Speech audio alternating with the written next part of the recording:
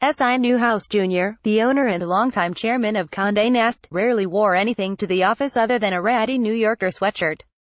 Known as the usual mode of transport was the subway, his favorite cocktail was black coffee, and he preferred seeing his dogs frolic with friends at Pug Hill, a conglomerate of pug enthusiasts, over going to lunch at Michael's or the Knickerbocker Club. When Anna Wintour, the editor of Vogue and Condé Nast's artistic director, began hosting the Metropolitan Museum of Art's annual Costume Institute Gala, she practically had to beg him to come to it.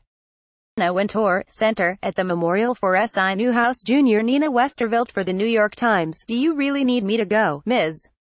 Wintour recalled him saying, at a memorial on Monday at Jazz at Lincoln Center in the Time Warner Center. "Somewhere there are pictures of him scurrying apologetically up the red carpet, never to be seen by the cameras again. But the same thing that made Mr. Newhouse an unlikely steward for the world's most glamorous publishing company also served him well in that role.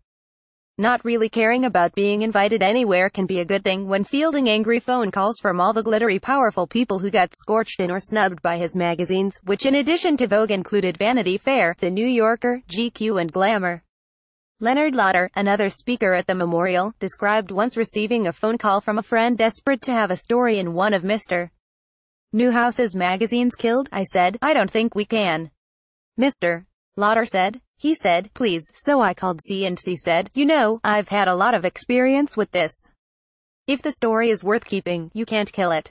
If the story's not worth keeping, I won't do it anyway." That was the nicest way to say no, Leonard. Thank you. Consciously or unconsciously, self-abnegation added to the myth around Mr. Newhouse.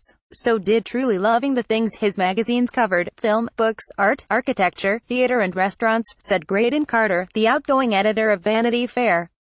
The thing about C was, he loved magazines. It was the reason that Condé Nast flourished.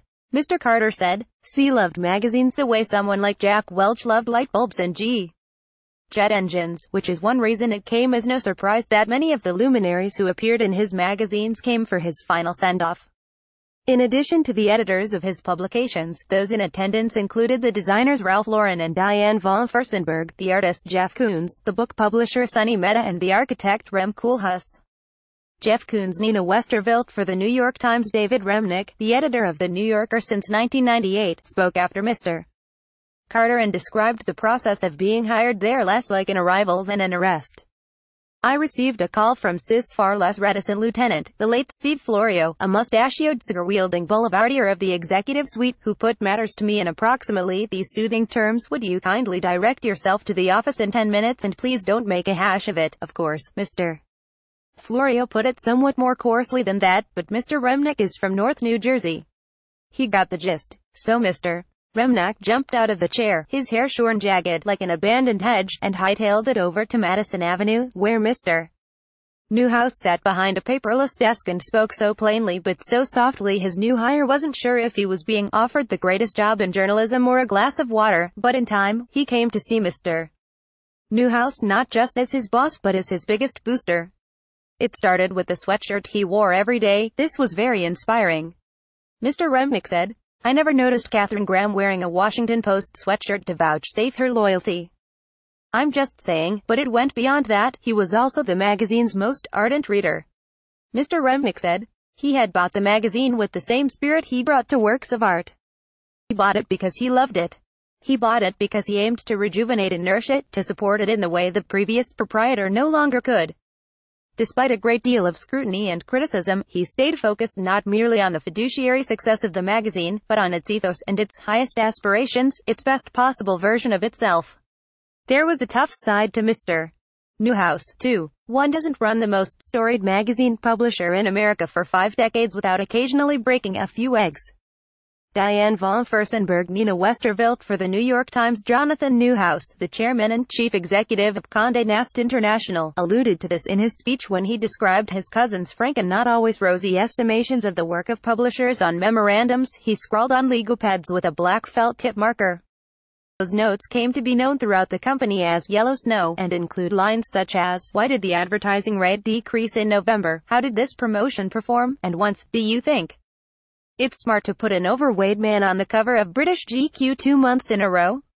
That was in 1993, when Danny DeVito appeared in April and Robbie Coltrane appeared in May. Another time, Mr. Newhouse questioned Ms. Wintour about whether she really wanted to put a supermodel on the cover, swimming with a dolphin. "You know, Anna, I just hate fish," he said. He scrapped it in favor of something else. In keeping with the Condé Nast ethos, Mr. Newhouse's tastes were Catholic to the core. He read turn-of-the-century Russian novels but also ventured eagerly with friends to see films that ranged from blockbusters, Lethal Weapon, to Pulp Fiction, American Psycho. He also became one of the most renowned art collectors of his day, picking up works by Andy Warhol, Lucian Freud, Robert Rauschenberg and Jackson Pollock well before they came to be other collectors' staples. Part of his success on that front, David Geffen said, was that he approached collecting the same way he approached magazines, putting concerns of cost beneath those of quality. He had a better collection of post-World War II pictures than the Museum of Modern Art, Mr. Geffen said. If you went to that townhouse, wherever you looked there was a masterpiece. Mr. Newhouse later gave up his townhouse, and sold most of what was on the walls, when his dog became too old to climb the stairs. In 1980, Advance Publications, Condé Nast's parent company, purchased Random House, one of the country's most storied book publishers. That was how he met Robert Gottlieb, an editor at Knopf, who ran The New Yorker from 1987 to 1992. In his speech, Mr. Gottlieb recalled a person whose curiosity, both personal and intellectual, was inspiring. He was eager, never jaded.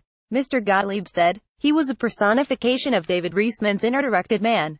Certainly open to influence and education but always secure in his own impulses. If he was proved right, he was undoubtedly gratified, but I always sensed that his true gratification came from the doing of things, not the rewards. When something didn't work out, no doubt he was chagrined, but he would shrug and move on. There was no living in regret. In the same spirit, he never seemed to resent or even mind the negative things said about him. His friends might see them, but he just brushed them off. This was not a narcissistic personality, nor a self-indulgent one. Victoria Newhouse, Wright, who was Mr. Newhouse's wife, Nina Westervelt for the New York Times. In his final years, Mr. Newhouse was felled by dementia, and it broke the hearts of everyone around him to see this curious, kind and erudite man lose his memories, his ability to exercise and analyze, and then, finally, to walk and speak. Losing someone to a slow decline is hard on people left behind, and I was in awe of the strength with which Victoria supported CL throughout his final years, said Ms. Wintour, her voice breaking as she described Mr. Newhouse and his wife, Victoria Newhouse. They married in 1973. In a video tribute, the actress and animal rights advocate Isabella Rossellini spoke of Mr. Newhouse coming to her farm for a visit toward the end of his life. He was in a wheelchair, Ms. Rossellini said. He came with his nurse and with Victoria, and we didn't know if he was aware or not. And I lifted up a chicken and I said, "Look, see," and he said, "Chicken." Both Victoria and I had tears in our eyes.